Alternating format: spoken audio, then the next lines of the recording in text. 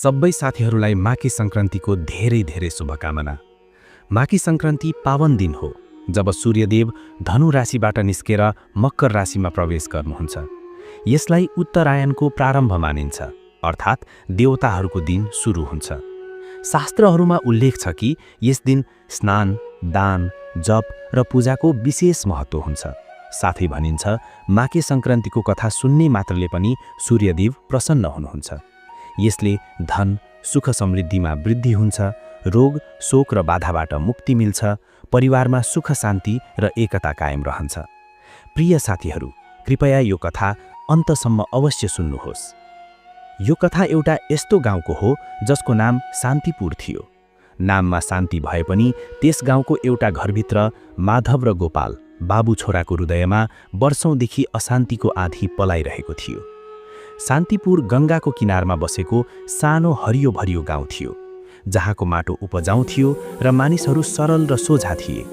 खितमा पाकेका बालीहरू हावासँगै झुल्दै मानव जीवनको गीत गाइरहेका थिए। तर माधवको घरमा त्यो गीत युगौंदेखि मौन थियो। माधव 70 वर्षका अनुभवी किसान थिए, जसको छालाले घाम र माटोको कथा बोल्थ्यो। वर्षौंसम्म हल चलाउँदा चलाउँदै उनका हात खस्रा भइसकेका थिए। ती हातमा जमिनको प्रत्येक नसको चिनारी थियो। उनका आँखा गहिरा थिए, जसमा शान्त पीडाको सागर सधैँ लहराइरहन्थ्यो। उनका छोरा गोपाल कुनै समय ती आँखाका तारा थिए। आज त्यही तारा उनीहरूबाट टाढा आफ्नै अहङ्कारको आकाशमा एक्लै चम्किरहेको थियो। गोपाल पनि किसान नै थिए, 35 वर्षका बलिया युवक, जसका भुजामा शक्ति थियो र विचारमा नयाँ क्रान्ति। तर उनको मनमा एउटा कटुता थियो, जसले उनलाई आफ्नै बाबुबाट टाढा लगेको थियो। 5 वर्ष अघिको कुरा हो। त्यस वर्ष मनसुन केही रुष्ट जस्तो थियो र बालीहरू सुक्न छालेका थिए। गोपाल, जो सधैँ केही नयाँ गर्न चाहन्थे, नयाँ सिंचाई पद्धति प्रयोग गर्न चाहन्थे, तर माधव परम्परामा हुर्किएका पुराना तरिकामै अडिग थिए। अरे छोरा, यी सब सहरका ढोङ हुन्। हाम्रो जमिनमा त यही तरिका काम गर्छ जुन हाम्रा पुर्खाले हामीलाई सिकाएका हुन्, माधवले सहजता साथ भनेका थिए। तर गोपालका लागि ती शब्द विष सरह थिए। उनलाई लाग्यो उनका बाबुले उनीमाथि विश्वास गर्दैनन्, उनको सोचलाई कुनै महत्त्व दिँदैनन्। पिताजी, तपाईको सोच नै पुरानो भइसकेको छ, यही कारण हो कि हामी कहिल्यै अघि बढ्न सक्दैनौँ, गोपालले रिसको झोकमा प्रत्युत्तर दिएका थिए। त्यो दिन शब्दहरूको मर्यादा टुटेको थियो र सम्बन्धको डोरी पनि चुडिएको थियो। आफ्नै सोच अनुसार जीवन जिउ, मेरो ढोका तिम्रो लागि बन्द छ, माधवले क्रोधमा भनेका थिए। उनका भित्र पनि आफ्नै छोराका ती कटु शब्दले गहिरो घाउ लगाएको थियो। गोपालले एक शब्द पनि नबोली आफ्नो सामान उठायो र गाउँको अर्को छेउमा रहेको आफ्नै सानो जमिनमा अलग्गै घर बनाएर बस्न थाल्यो। त्यसपछि 5 वर्ष बितिसकेका थिए। उनीहरू दुवै एउटै गाउँमा बस्थे, एउटै बजारमा भेटिन्थे, एउटै खेतका मेढमा काम गर्थे। तर उनीहरूको आँखाले कहिल्यै एकअर्कालाई भेटेन। जब जब उनीहरू एकअर्काको छेउबाट गुज्रन्थे, एउटा असहज मौनता, एउटा अदृश्य पर्खाल उनीहरू बीच उभिन्थ्यो। माधवको मुटु हरेक पल आफ्ना छोराका लागि धड्किन्थ्यो, तर आफ्नो अहङ्कार र त्यस दिन छोराले बोलेका ती कटु वचनले उनलाई नजिक जानबाट रोक्थे। गोपाल पनि आफ्ना बाबुलाई देख्दा मनभित्र पीडा महसुस गर्थ्यो, तर मनै किन पहिले झुकौँ भन्ने भावनाले उसलाई जकडेर राख्थ्यो। उनीहरूको आमा, जो यी दुवै बीच सेतुको काम गर्थिन्, धेरै अघि नै स्वर्ग सिधारिसकेकी थिइन्। उनको अनुपस्थितिले यो खाडल झनै गहिरो बनाइदिएको थियो। अब माघे सङ्क्रान्तिको पावन पर्व नजिकिँदै थियो।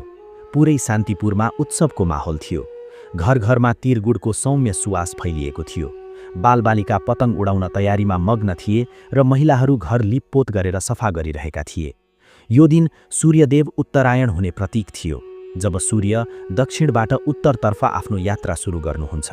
अन्धकारबाट प्रकाशतर्फ, शीतलताबाट उष्मातर्फ। यो नवीकरणको, दान पुण्यको र सम्बन्धहरूमा मधुरता ल्याउने पर्व थियो। माधव आफ्ना साना घरको चौखटमा बसेर टाघाका खेततिर हेरिरहेका थिए। उनका आँखा सुनसान थिए।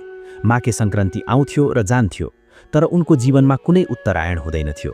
उनका छोरा कति पटक उनको छेउबाट गुज्रन्थे, तर कहिल्यै फर्केर हेर्दैनथिए। उनको छातीबाट लामो सुस्केरा निस्क्यो। हे राम, कहिलेसम्म यस्तो चलिरहने हो?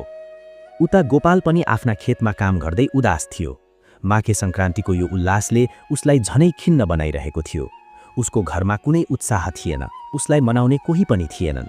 पत्नीको मृत्युपछि ऊ प्राय एक्लै बस्न थालेको थियो र बाबुसँगको अलगावले उसको संसार झनै सागुरिँदै गएको थियो।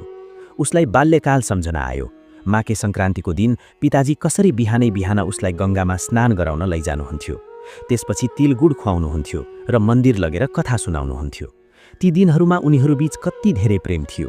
उसको हृदयमा एउटा टीस उठ्यो जसलाई उसले तुरुन्तै दबायो। हैन, गल्ती त उहाँकै थियो, म किन ती सबै सम्झिरहनु। माघे सङ्क्रान्तिको पूर्व सन्ध्यामा गाउँका ठाकुर बाबा, जो गाउँका सबैभन्दा वृद्ध र ज्ञानी व्यक्ति थिए, माधव कहाँ आए। अरे माधव, के भयो? अनुहारमा यति उदासी किन छ?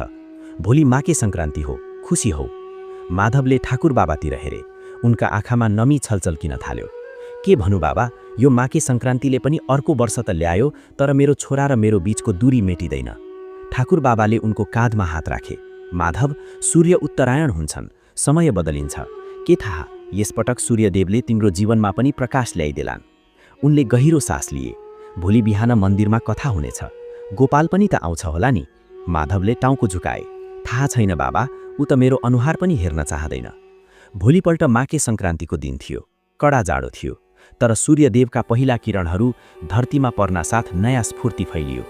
गाउँलेहरू टोलटोल बनाएर गङ्गा स्नानका लागि निस्के। माधव पनि आफ्नो बुढो शरीर सम्हाल्दै गङ्गातर्फ लागे। उनको मनमा अचम्मको बेचैनी थियो। आज मन्दिरमा पण्डितजीले विशेष सूर्यदेवको कथा सुनाउनेवाला थिए। गङ्गाको निर्मल जलमा स्नान गरेर माधवले आफ्नो शरीर शुद्ध गरे। उनले सूर्यदेवलाई जल अर्पण गरे।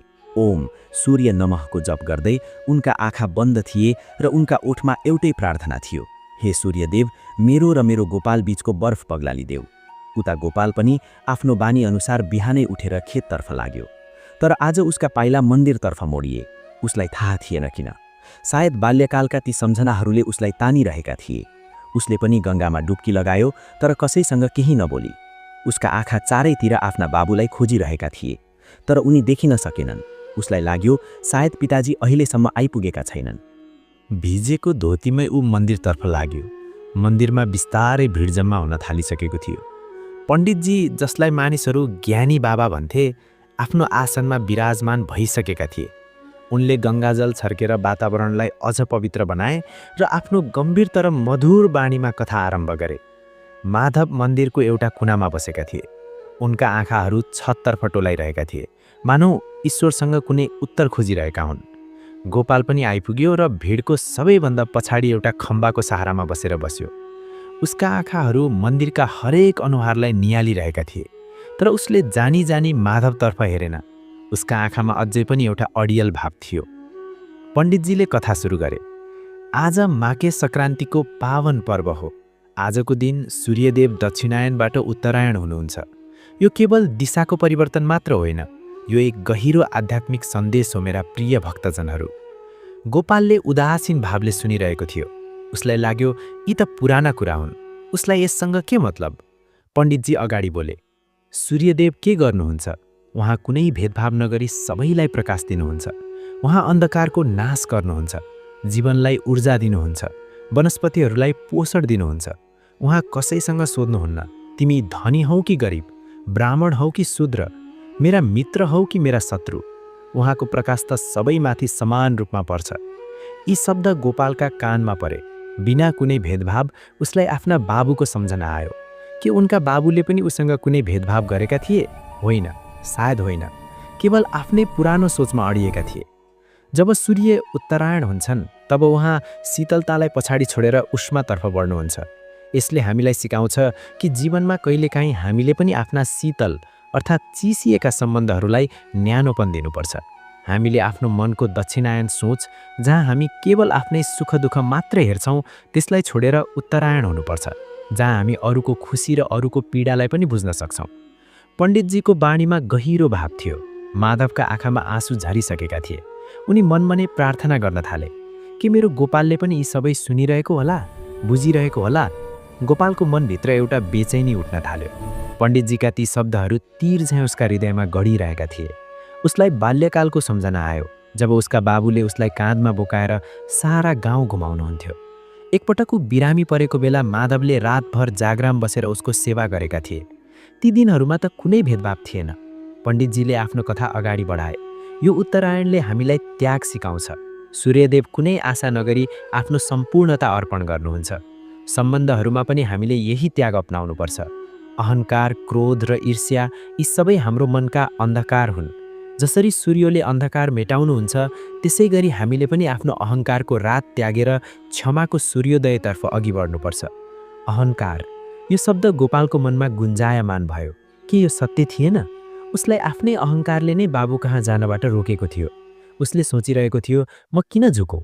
गल्ती त उहाँकै थियो। तर के गल्ती केवल उहाँकै थियो? के उसको रिस, उसको कठोर जवाफ र उसको जित पनि गल्ती थिएनन् र? उसले बाबुको जीवनभरको त्यागलाई एउटा क्षणको क्रोधमा बिर्सिएको थियो। अचानक गोपालका आँखामा नमी छायो। उसलाई सम्झना आयो, आमाको देहान्तपछि जब ऊ पूर्ण रूपमा भाँचिएको थियो, तब माधवले नै उसलाई सम्हालेका थिए। उहाँले नै उसलाई सम्झाउनु भएको थियो कि जीवनमा अगाडि बढ्नुपर्छ, जति नै दुःख किन नआओस्। उहाँ तब पनि उसका बाबु नै हुनुहुन्थ्यो, उसका गुरु हुनुहुन्थ्यो। पण्डितजीले भने, माके सङ्क्रान्तिमा तिल गुडको दान किन गरिन्छ? तिलमा तिल हुन्छ, जो प्रेमको प्रतीक हो। गुड मिठासको प्रतीक हो। हामीले आफ्ना सम्बन्धहरूमा प्रेम र मिठास भर्नुपर्छ, कटुता त्याग्नुपर्छ। जसरी सूर्यले बिना भेदभाव सबैलाई प्रकाश दिनुहुन्छ, त्यसै गरी सम्बन्धहरूमा पनि बिना शर्त प्रेम बाँड्नुपर्छ। अब गोपालका आँखाबाट आँसु झरिरहेका थिए। ऊ जोडले रुन चाहन्थ्यो, तर आफूलाई सम्हाल्यो। उसलाई बुझिँदै थियो उसले कति समय व्यर्थ गुमायो, कति खुसीहरू त्याग्यो। आफ्नै अहङ्कारका कारण बुढेसकालमा उसको सहाराको हकदार उसका बाबु एक्लै बाँचिरहेका थिए। माधवको कम्मर झुकिएको थियो, कपालमा चाँदी झरेको थियो, अनुहारमा गहिरा चाउरीहरू परेका थिए। यी सबै उसले कहिले ध्यान दिएर हेरेको थियो र? ऊ त सधैँ अहङ्कारको पट्टी आँखा बाँधेर बसेको थियो। होइन, अब होइन। गोपालको मनमा दृढ निश्चय जाग्यो। उसको सास तीव्र भयो। उसलाई अब आफ्ना बाबुलाई हेर्नु थियो। उसले भिडमा फेरि नजर घुमायो। उसका आँखाहरू माधवमा अडिए। माधव जो कथा सुन्दै आफ्नो अञ्चलले आँसु पुछिरहेका थिए। उनको अनुहारमा उही पुरानो पीडा झल्किरहेको थियो। उनी कति कमजोर देखिन्थे। गोपालको हृदय चिच्याएर उठ्यो। मैले के गरेँ? मैले आफ्ना बाबुलाई कति पीडा दिएँ। पण्डितजीले कथाको समापन गरे। मेरा प्रिय भक्तजनहरू, आज सूर्यदेव उत्तरायण हुने यस पवित्र अवसरमा आउनुहोस्, हामी सबैले आफ्नो मनलाई पनि उत्तरायण बनाऊ, आफ्नो अहङ्कार त्यागौँ, क्षमा गरौँ र क्षमा माग। सम्बन्धहरू फेरि जोड, किनभने साँचो माके सङ्क्रान्ति त तब मात्र हो जब हाम्रा हृदयमा पनि प्रेमको सूर्योदय हुन्छ। कथा समाप्त हुनासाथ मन्दिरमा हल्का हलचल भयो। मानिसहरू आफआफ्नै घरतिर लागे, तर गोपाल आफ्नै ठाउँमा बसेर रह्यो। उसका आँखाबाट आँसु रोकिएनन्। उसको शरीर काँपिरहेको थियो। एक अदृश्य शक्ति उसलाई आफ्ना बाबुतर्फ तान्दै थियो। माधव धीरै धीरै उठे। उनको ढाडु झुकिएको थियो, पाइला हल्लिरहेका थिए। जब उनी अघि बढे, उनको नजर गोपालमा पर्यो। एक पलका लागि उनीहरूका आँखाहरू भेटिए।